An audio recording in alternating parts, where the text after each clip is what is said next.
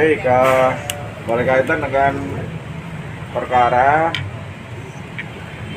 yang dilaporkan oleh pasangan suami istri tersebut ya, saya sampaikan bahwa tim penyidik kita sudah menghentikan perkaranya, dan terhadap para pihak yang terlibat maupun yang berperkara sudah menempuh upaya mediasi. Jadi konteksnya barangkali bisa kita sebutkan dalam upaya restoratif justice, sehingga keduanya menyatakan sudah berdamai, sehingga tim penyidik juga menyesuaikan ya, menghentikan proses penyelidikan perkaranya. Saya kira demikian. Alasannya apa Pak dari kedua belah pihak?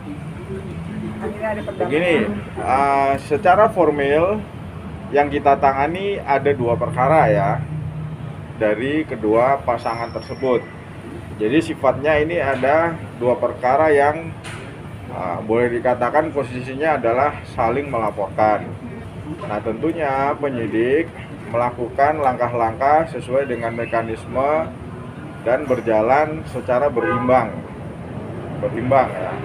Kemudian pada perkembangannya ternyata memang di antara kedua pihak tersebut ada mediasi, dan saya kira itu mungkin terlaksana di luar daripada konteks pemeriksaan tim penyidik, maksudnya di luar dari kita ya. Namun demikian, ketika perdamaian itu terlaksana, terwujud dan disampaikan kepada tim penyidik, maka kami berkewajiban untuk mengakomodir. Tim penyidik berkewajiban untuk mengakomodir sehingga perkaranya kita hentikan. Gitu. Sejak kapan untuk SPP? Berlaku mulai kemarin. Hari ini memang tidak dihadirkan keduanya, dan Jonathan dan kami tim penyidik tidak memerlukan kehadiran ya, karena upaya perdamaiannya sudah ditempuh oleh para pihak seminggu yang lalu, dan kita dari tim penyidik berkewajiban untuk mengakomodir sekali lagi, sehingga dalam waktu seminggu ini kita merampungkan formil administrasinya dan sudah terselesaikan kemarin. Berarti dari kedua belah pihak ya Pak yang mau, bukan dari salah satu pihak saja? Keduanya. Ada perjanjian untuk perdamaian ini kan? Ya, kita tidak menjangkau hal tersebut ya. Kalaulah ada, saya kira pastinya sudah melalui kesepakatan kedua pihak. Yang jelas apa yang sudah disampaikan kepada tim penyidik kita akomodir, itu saja. Artinya laporannya sudah dicabut sebenarnya? Sudah. Dan ke depan dan ya, proses ya, selanjutnya sejak upaya perdamaian itu terwujud gitu. Oke, berarti sudah tidak ada proses selanjutnya lagi ya, Nan? sudah Proses berhasil. selanjutnya Ya. seperti apa? Perkara kita hentikan. Oke. Dan mau update dong soal Atta Halilintar, mungkin kasusnya dengan Safat sendiri sudah sampai mana, dan Perkara tersebut masih dalam penelitian tim kejaksaan ya. Sudah kita berkas, kemudian berkasnya sudah kita kirimkan. Saat ini masih diteliti oleh jaksa penuntut umumnya gitu. Oke. Ya. Sejauh Berarti- ini dari pihak Safas ada upaya hukum nggak sih? Belum ada sih sampai sekarang ya. Berarti masih tahap 1 ya, Nan? Iya.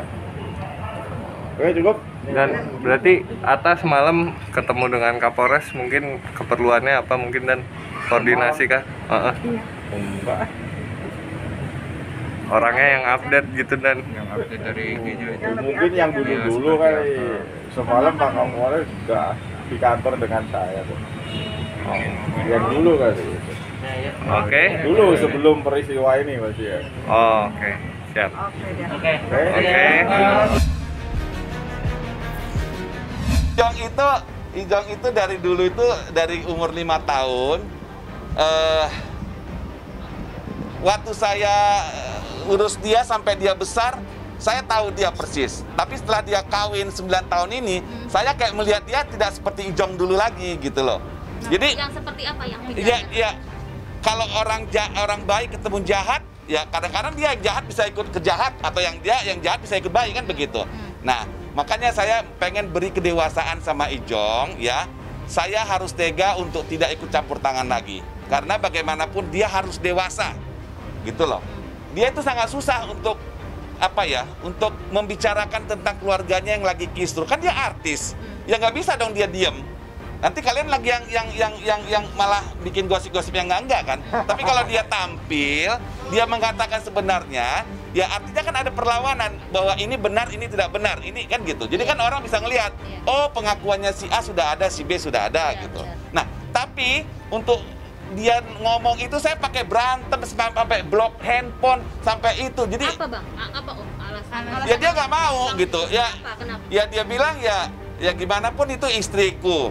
Nah, saya dibanting, dia apa juga, karena dia itu selama pemukulan nggak pernah dapat mau visum. Makanya si perempuan itu yakin Ijong itu tidak bakal ada visum. Makanya dilaporkan. Tapi kan dia melaporkan itu kan sudah jahat. Makanya kalau masih cinta, jangan dilaporkan suami, jangan digugat cerai gitu loh. Iya nggak? Ya. Nah, kembali, kalau saya katakan di pasal 156 itu ada, tapi poin A, apabila istri mengajukan gugatan, maka istri harus siap. Ya. Itu kata hukum Islam. Ya, kata hukum Islam. Harus siap untuk melakukan pembiayaan. Malah kalau ditarik nanti sampai A, B, C, D-nya, memang ada dituliskan bahwa klien kami tidak bisa siap memberikan, tapi nggak bisa dipaksa sekian begitu. Tidak bisa. Jadinya di sini ya kita minta ya, oke, sesuai dengan pasal 156 ini, klien kami saudara Ijong ya semampunya. Tapi saya yakin lah. Karena sedikit saya tambahkan, kalau Ijong itu kan bukan pegawai negeri ya. Kalau pegawai negeri itu kalau saya ingat di dalam hukum Islam itu pun ada dua hal yang dia patut kasih, yaitu harta kayak semacam pemberian kepada istri, kayak kayak mahar ya, apa namanya? Kalau kita kasih lah itu seperti benda-benda gitu. Nah, kalau di dalam yang kedua bahwa Ijong itu kan pekerjaannya artis. Ada syuting, ya ada uang. Kalau enggak, ya dia nggak punya uang, kan begitu. Jadi artinya dia akan mencukupi sesuai dengan kemampuannya. Tapi kalau si Ijong itu pegawai negeri, ya itu sudah dimasukkan ke dalam undang-undang kita bahwa ada dipotong gajinya buat anaknya itu.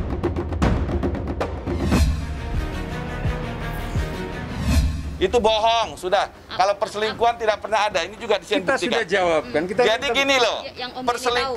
yang perselingkuhan itu, ya, itu dia menggiring orang-orang untuk membilang Ijong perselingkuhan. Karena hanya itu pembelaan dia supaya dia bisa dianggap bersalah.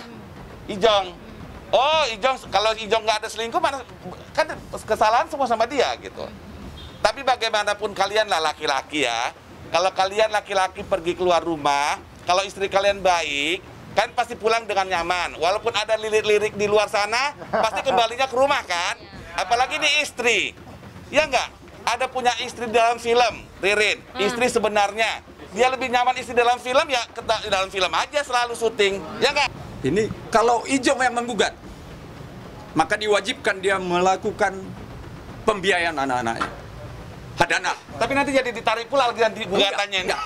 Udah tidak bisa. Sudah tidak bisa. Ini hukum acara. Kalau bisa tarik menarik ini nanti udah nggak bener. Loh, siapa tahu Hukum ini ada aturan acaranya.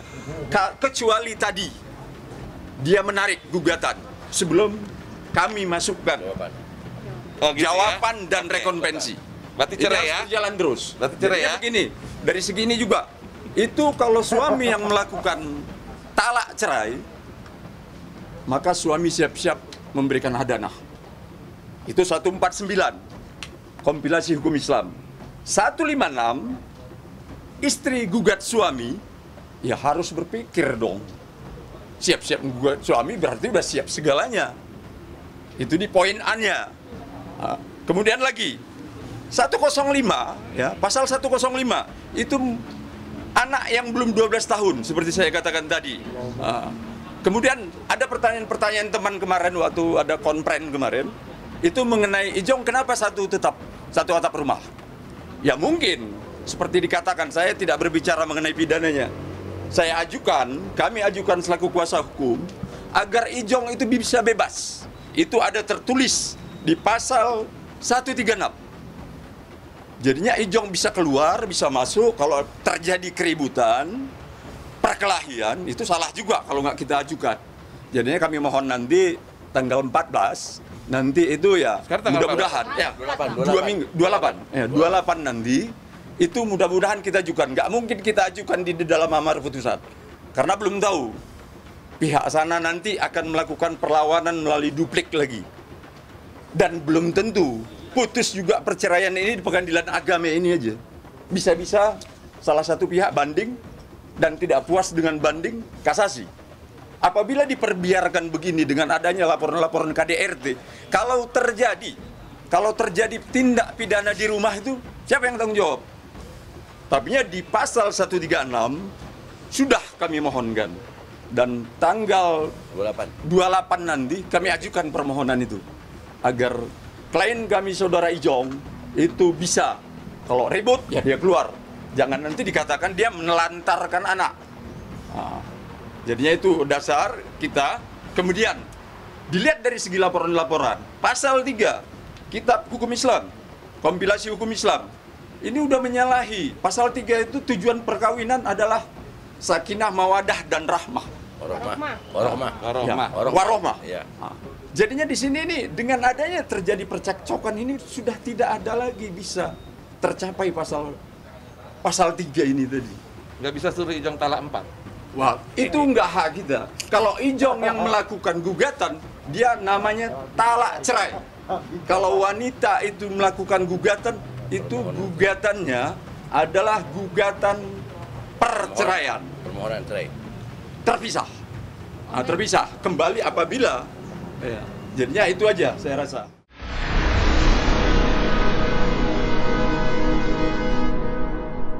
Jadi jangan lupa untuk subscribe Cumi Cumi.